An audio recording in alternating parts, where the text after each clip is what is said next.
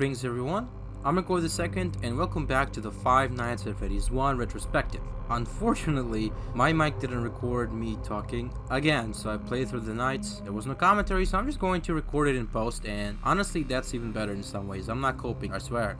It's just because I can not have to focus on the gameplay commentary while also trying to read the notes. Like I said before in the previous video, I did watch a lore video on the new book, which is called The Week Before, and it gave us a lot of information. There's a lot to talk about in this video, so I wanted to talk mostly about stuff like AI and the story of the game, and I'll try to talk a little bit about it, but in general, I do want to talk about that because it's a recent development and it really does concern this game. As per usual, I don't know how exactly directly connected this book is to the game's canon, and that's something that's consistently even frustrating about this franchise, is that it's never clear what takes place in which continuity, and it doesn't help anyone. It just breeds frustration and makes people go in circles because we use different media or discard different media when it comes to trying to solve the lore. I get that it's probably helping sell more books because people think, oh, there might be lore clues, but I think it's generally detrimental to the series. So I really wish Scott stopped doing that, but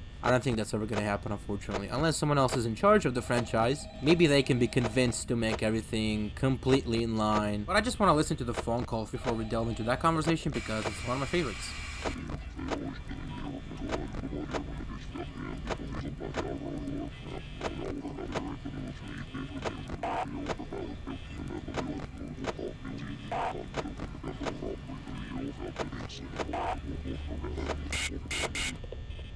So yeah, that was very terrifying, especially to hear for your first time. I love Markiplier's reaction to this call. You guys probably already know, but it's just a really modified excerpt from a book, The Autobiography of a Yogi, I think. And it's genuinely not super related to the game. I think it's just something that was in Scott's audio library. He didn't really select this specifically because the book had any relevance to the game. But I did watch this video, which is like a really funny title. It's called A Short Introduction to Five Nights at Freddy's, and it's basically a 9-hour-long theory video. Surprisingly, that video is not boring. I didn't get through it in one sitting, I had to do 2 times speed, but it is a video that you maybe should check out. A lot of things he says, I don't believe them. I think they're wrong, especially about Midnight Motorists, but that's besides the point. But basically, this excerpt does talk about the joy of creative services, and when it does talk about that, I think it's pretty much just related to tools made for farming. So it's not even something entertainment related. That got twisted because people thought the phrase was the joy of creation, because it was abruptly cut off in the actual audio file. But yeah, they actually created a whole separate game inspired by that phrase, the joy of creation, and as you guys know, there's a remake coming next year, which is looking amazing. I haven't played the demo myself, but I've watched people play it, and it's just great. One of those days I'll sit down and play that myself, but it looks great, and the joy of creation is one of the best fan games ever, so that looks very good right now. That stuff aside, it's just a weird thing that is part of this franchise's history. It was just supposed to be a creepy sound because you don't expect there to be a call on this night. He died last night, so it does build up that anticipation, and then when it starts and you realize it's some supernatural call, it is very scary. Just like the Night 4 call, it's one of those things that you can only do once really that effectively. When fan games do it, it usually doesn't work very well, but I think Five Nights at Candy's did this pretty well. There's a Night 5 call, I think there's 2 calls in that night, and one of them is garbled just like this, and it's really effective. I think it really works. That's all I wanted to say about that. Now let's talk about the Phone Guy stuff from the book. What we learn is that his name is Ralph. He has an 11-year-old daughter, and he used to work the day shift, but he switched to night shift. And he used to work at Fazbear's for many years, at least since 1985, because we know that he has worked in a location that did have spring locks. So he was around before they got decommissioned, the spring lock suits, I mean. But he was not around during the Fredbear era, I think, because he doesn't remember Fredbear's Family Diner, or he vaguely remembers it. Just judging by the FNaF 2 calls, one of them, he first name drops Fredbear's Family Diner. But it's hard to say exactly when he started. It is the fact that he's been working for a long time at Fazbear Entertainment. Like I said, 1985 is just what most people at least accept as the year of the missing children's incident, because it has been said in the Silver Eyes and in one of the new books. I think it's actually Into the Pit that it was mentioned again. is 1985, so I think we can lock that date in. But there is still discussion about it, surprisingly, and even discussion about when this game takes place as well, especially after the book, because the 1993 date is just something we took for granted for many years because MatPat mentioned it in his first video and just kept going with it. It's recently been challenged quite a lot, and people are just throwing completely different dates, like not even in the same decade. It's like we're going back to square one. We had this one detail, even though it was never confirmed in any of the official media, but it seemed like we got it, and then stuff like this happens, which throws everything into question once again. And the video that I mentioned before, the 9-hour video, does actually talk about paychecks, and it proposes that the date is actually 1992, which is interesting. I actually like where that video is going, and I'm pretty convinced that that's actually the right date, not 1993. But that's besides the point. Basically, there's no consensus on it, which is a shame because there used to be one. It seemed like one of the few things that we are given in this franchise to just know. To come back to the Phone Guy stuff, he was actually nicknamed Phone Guy in universe, in canon, because he had a habit of leaving tapes for new employees to help them, which I thought was extremely interesting because it seemed like a company mandated thing, but I really like the idea that he's not even supposed to do this. Like, it's not even required. He just does it because he feels like it. Because he's that kind of person. He just wants to help. And that comes back to another thing, which an aspect of his personality that's described in the book is that he actually is a person who works security specifically because his sense of self-worth is tied to the idea that he can only feel useful or like a good person if he protects or helps someone, which I think is kind of a cool little bit of characterization for him. Makes him feel like a nice guy. And one thing that people kept debating as well is how involved is Phone Guy with everything? Is he part of the cover-up? Is he in on it? Or is he just as clueless as we are? And being completely honest. So what this book says, basically, is that he is oblivious to everything, specifically the stuff with the possessions and the hauntings. He just has no idea. And he actually believes all the stuff he says about, oh, it's a glitch, blah, blah, blah. So he doesn't even think that the animatronics are haunted. So that's a very interesting detail. And one very interesting aspect of the story is that his memories become fuzzy, and after each night shift he questions if the animatronics actually attacked him. And that's, I think, extremely interesting because it can explain why Jeremy Fitzgerald keeps coming back in FNaF 2. So as we know, Jeremy is not the same as Mike. He has his own motivations, which we don't really know, but this could explain why Jeremy kept coming back to the FNaF 2 location despite the danger. We might speculate on Mike's motivation and think, well, there's a reason he keeps coming back, but we know that Jeremy is a different character for sure. That's like 100% confirmed at this point. Like I said, I get the info from the video. I didn't read the book myself. I didn't really have time for that, so I am paraphrasing basically what I heard. So if I get something wrong, I'm sorry, and please fact check me in the comments. So, I'm not a fan of talking about franchises and universes in a way where canon is the god of everything and it's just untouchable and you dare not change anything ever. I feel like, especially if you're a creative that's approaching the story, touching it, you know, making your own story in the universe, you have to be able to have at least some freedom to move around. It's a very tight balancing act. You need to balance respecting the existing canon and not ruining it, while also adding some stuff because it's just necessary for your story. For example, in the book, there's this idea that there are these charging pods where the animatronics get charged, and so it's a big plot point in the book. And so I'm like okay with that kind of idea on the base level. Sure, you can make stuff out for your story to make sense. You don't have to treat the first game like gospel, I don't think. But the problem with that is it does also kind of break immersion sometimes, because in that story specifically, apparently the animatronics know how to use these things and they juice themselves up so that they can escape, I think, or wreak havoc. I'm not sure exactly what happened, but it's just one of those things that raises questions and kind of interferes with the original story. Like, okay, so why don't they ever do this again? Or why did they never do this before? How did the animatronics know what the charging stations do and how they operate? How do they change it to benefit themselves? It's just one of those strange things, man. You need to be careful, especially when you go into a prequel territory. Star Wars and the Marvel Cinematic Universe have multiple times ran into this problem where you go back into the past and you retcon things and you just make plot holes. And sometimes you even ruin parts of the franchise because you're changing shit, and it affects the rest of the universe and the logic, and it might even break immersion in some cases. And so this book seems to slightly delve into that territory. Another interesting thing is, it's a really strange detail, I don't even know why this was included, but apparently the night 4 phone call was recorded on night 5. This was really strange to me. I think that's mainly a plotting thing, like they just plotted it out to be that way, but it is something strange nonetheless. We also learned that Freddy kills Phone Guy by crawling through the vent. So I don't really know why it plays in the original phone call Golden Freddy scream, but apparently that's what happened. So Foxy, Bonnie, and Chica were outside the doors. Ralph was closed in. Freddy crawled through some kind of vent that exists in the room apparently. So again, that raises questions of why did this never happen in the game. So stuff like that. When you make a prequel story review, you just have to be extremely careful. And to be honest with you, I really don't like prequels in the first place,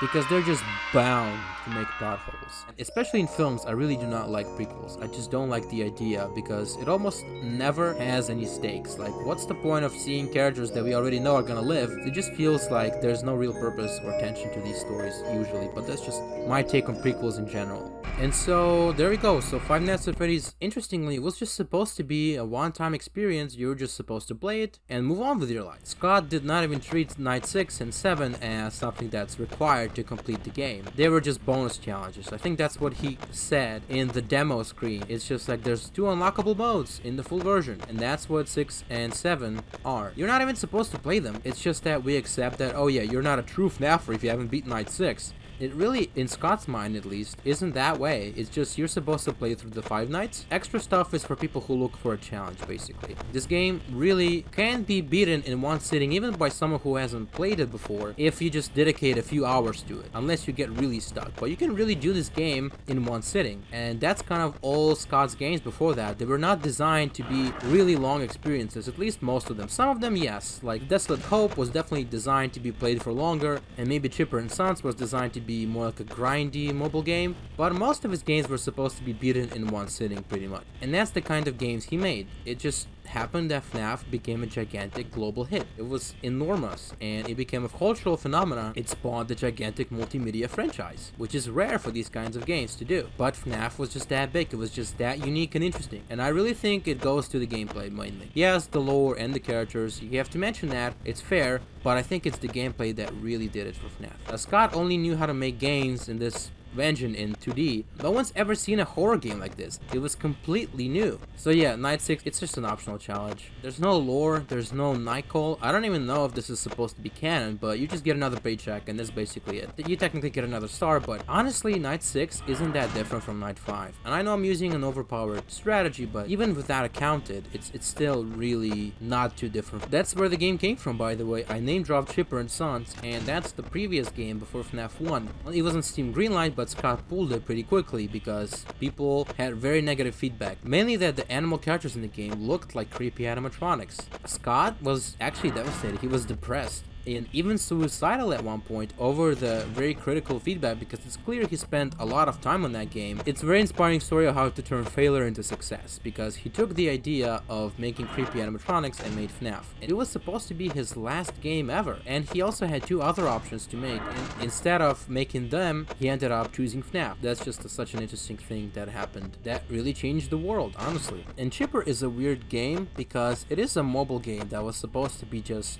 a game that you grind at for a long time, and there is technically an ending, but it's not supposed to be much beyond that. You can keep grinding if you want, but it doesn't really have an objective at the end. That game is bizarre. It does have like that signature Scott weirdness, very rare events, and even creepy things. It even has robots that look almost exactly like Freddy Fazbear, so it's a very interesting thing, and I do actually want to play that game on my channel just to show you, but I've played it myself and it's really bizarre. You can see where FNaF came from if you look at that game. Basically, that's the origins of FNaF. You can learn more from Scott's interviews and other videos. FNaF was on Steam Greenlight, where I think it got greenlit pretty quickly, and also on this site called IndieDB. So that website was a really small website, even smaller than GameJolt before FNaF. So it was kind of a weird place to have a game. One thing that people discovered, I don't think it's through IndieDB, but people discovered Freddy Bear instead of Freddy. So Freddy's name got changed, Freddy plus Teddy Bear, and I think, I'm not sure, but he might have used Freddy because that was Freddy Krueger's name, but I'm not 100% sure on that. That's basically where where the game started. Just a little bit of the story that you might not have known, because I think you guys know most of the story of how this game got made, even though I did talk about Chipper, but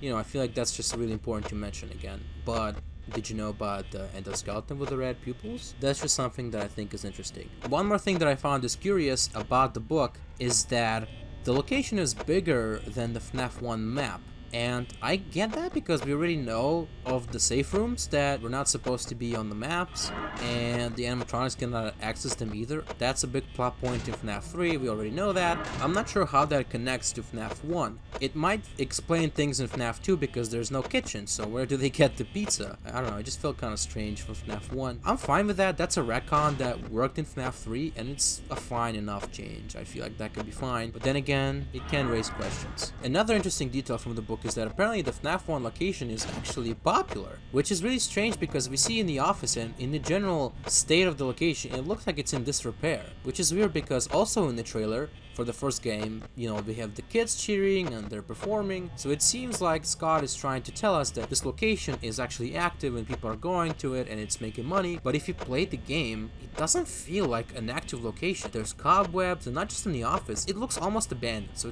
that's really bizarre to me. I just have a couple more points to mention. For example, the victim of the Bite of 87 is still alive. Also, Foxy might have been in someone, so this might be a confirmation of the Bite of 87, which it's crazy how I haven't mentioned this yet, but yeah, the Bite of 87 dude from that first phone call. If you want my opinion, I'll probably just drop it in FNaF 2 when I play that, because it's when it happens, more or less. I don't think it really matters at all who did the bite, it just matters that it happened, so it explains things in the lore, and it is an important event, don't get me wrong, but I don't think the identity of the animatronic matters at all. This book does mention, it's really strange wording, but it does say that Foxy did not bite any kid. Why not say Foxy hasn't bitten anyone? Why specifically Foxy has never bitten a kid? It kind of implies that Foxy bit an adult, so that's just what people took away from the book and thought maybe is basically a Bite of 87 confirmation. I will touch on this a little bit more, but I think it must have been a toy animatronic because in FNaF 2, the toy animatronics got scrapped. I feel like that just Scott's way to not just retcon why the toy animatronics don't show up in FNaF 1 and why FNaF 1 animatronics show up later, but it seems likely that one of the toys did the bite, in my opinion. Also, a fun detail, Ralph makes the out of order sign that you see in Pirate's Cove.